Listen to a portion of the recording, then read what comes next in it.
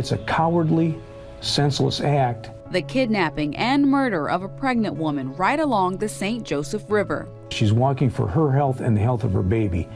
And because of your actions, whoever you are, you decided that it was so important, so necessary to kidnap this lady and kill him. It's late on June 24th, 1988, a Friday.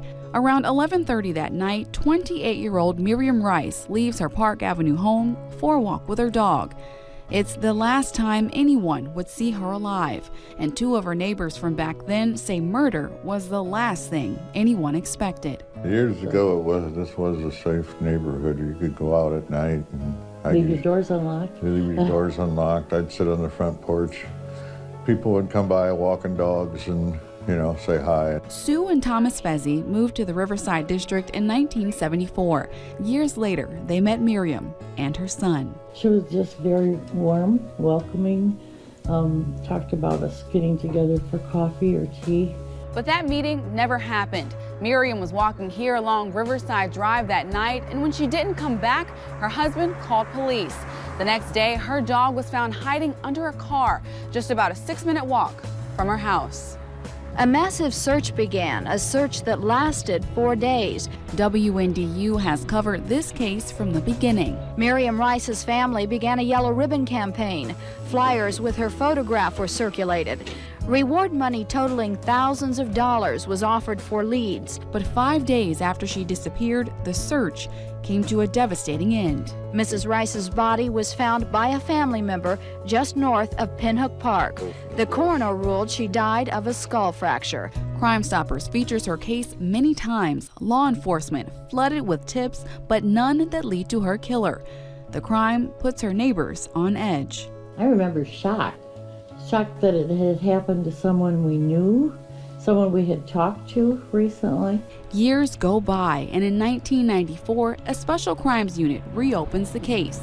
Investigators try, but end up not far from where they started. So the case grows cold until roughly 2 decades later, in the hot summer of 2017. The cold case squad was looking at some of these things in June of last year, and that's when we found some of the information that nobody had really seen before.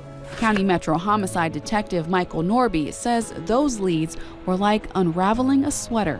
Pull one thread and things have just kind of started to fall into place. Technology has advanced tremendously since Miriam's murder and is giving new ways to process clues. The team has sent DNA material downstate for testing. So when we relook at evidence that has been gathered over years in the Miriam Rice case, there's evidence that was there that obviously back in 1988 people didn't look at and say this might be DNA related, there might be DNA here, or they had an idea that there might be, but there was no way of obtaining it, abstracting it, processing it, and verifying it. And sometimes time convinces people to talk. Homicide Commander Tim Corbett says his team has also traveled to several states in the last few months to follow leads. It's talking to people, getting out and doing your job, being professional about it, being honest about it, but you have to get out there.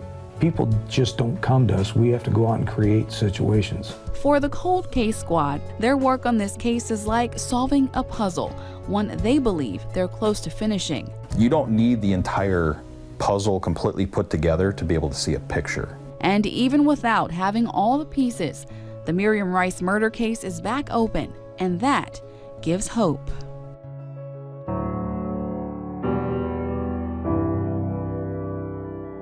I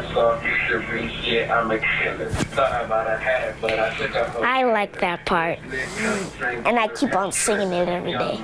Dominique Jackson Jr. loves to watch his dad's videos on TV. When he's at his grandma's house, the 6-year-old spends part of his time like this. Twin. Rapping and dancing along with clips that now make his dad immortal. And he looked at me and said, "I'll be right back." But Annie Jackson had an eerie feeling the night her son, Dominique, left her house on July 20th, 2013. To this day, I think about why didn't I just say, "Why don't you stay?"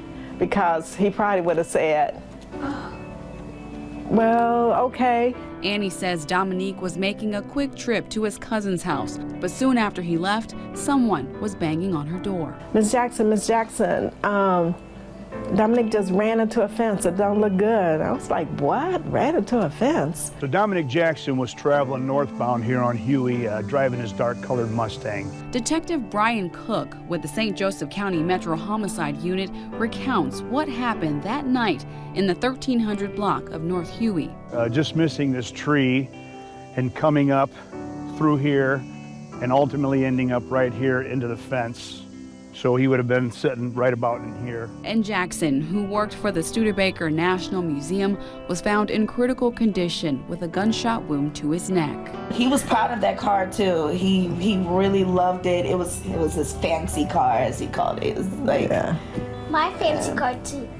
Yeah. Dominique and his fiancée Yolinda had been together for 8 years. I tear up every time I talk about him because he was a really big impact in my life. Before his murder, he'd given Yolinda a birthday surprise, keys to their first house as a family. It would need some work, but that was okay. Investigators say the 29-year-old was a good, clean guy with no enemies, but they do believe that his murder is connected to a second deadly shooting that happened the same night outside an old car wash around here in the 1800 block of Lincoln Way West. The same senseless type crime. 20-year-old mother Jarena Bailey was killed during a gang shooting about 30 minutes after Jackson. Certainly the names that have been involved circulating with both those are the same names we're hearing. This isn't a secret. I mean, this is not a secret. While Bailey's murderer sits in prison, Jackson's killer has lived free for 5 years, and investigators say someone has the information they need to solve this case. I think we're very close. It would be nice to have a couple of people come forward and say, yes, I was told by these guys that I did it. Yes, I seen what happened. My first thought was, how could they take my baby from his baby? Because the most thing he was looking forward to was raising his son and having his family. Trying to raise him to be a man without his father it's a hard challenge. But just looking at these pictures, I didn't realize how much I missed him until I saw his face again. I just love my dad, and I like him. And I wish we'll just go drive the Mustang to the cemetery, go get him some flowers, put it on there, get a new cross, put it on there too.